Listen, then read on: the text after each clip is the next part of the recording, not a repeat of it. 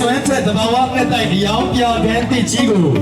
ဂုံယူစွာနဲ့ဖဲချိုးဖြည့်၍စတင်ဖွင့်လှစ်တော့မှာဖြစ်ပါတယ် Ready 3 2 1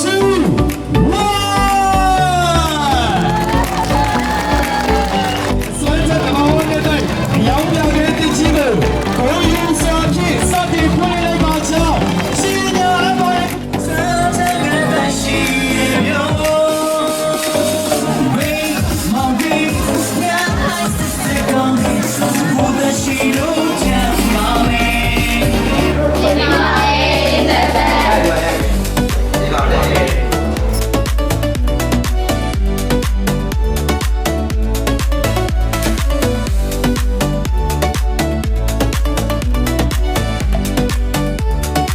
ရှိတဲ့ကောင်ဒါဆက်လေးရက်ွက်ပေါ့နော်ဒါတော့လမ်းမပေါ်မှာထပ်ပြီးဖွက်တာပါအဲ့လမ်းမခံနေတော့သမီးပါပါထိတ်ထိတ်ပါပါဟုတ်တယ်အဲ့တော့ဒါလမ်းမကြီးပေါ်မှာတကယ်ကိုရှိုးလုံးဆိုပြီးတော့ဖွက်လိုက်တော့တာပေါ့နော်ဖွင့်တော့နေတွေတော့အကုန်ပို့တယ်ရန်ကုန်မှာလည်းစိုက်ကြီးမှာရှိုးလို့ရှိုးလို့တင်တို့ဘာလို့စိတ်ဆိုင်မှာတော့တင်ထားတယ်ပေါ့နော်နယ်လည်းတော်တော်များများရောက်နေမြစ်ကြီးနားတို့မန္တလေးတောင်ကြီး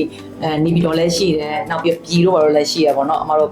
အဲ့လိုလေးပြန်မော်လမြိုင်မှာလည်းရှိတယ်အမတို့တော်တော်များများနေရာဒီမှာရောက်နေပါပြီဟုတ်အခုတော့အဲ့ဒါတွေလည်းဆက်ဖြတ်နေအခုဒီမှာကျတော့လည်း main showroom ပေါ့နော် showroom နဲ့ဆိုပြီးတော့ဖွင့်လိုက်တာပေါ့နော် ဒီကကြအချိုးဆိုရမဲ့လည်းအဲ့လိုရင်းချွန်တာပေါ့ဆင်းစင်နေရန်တော့ကောင်းတယ် ကောင်းတယ်လူကြီးလူငယ်မျိုးပါပဲအမှန်တကယ်ကတော့ဟိုထိတိလိုရွယ်လောက်ကနေစပြီးတော့တောက်တာလေလူကြီးမမအဖေတုန်းကလည်းအဲ့လိုပဲဖေကိုတောက်လျှောက်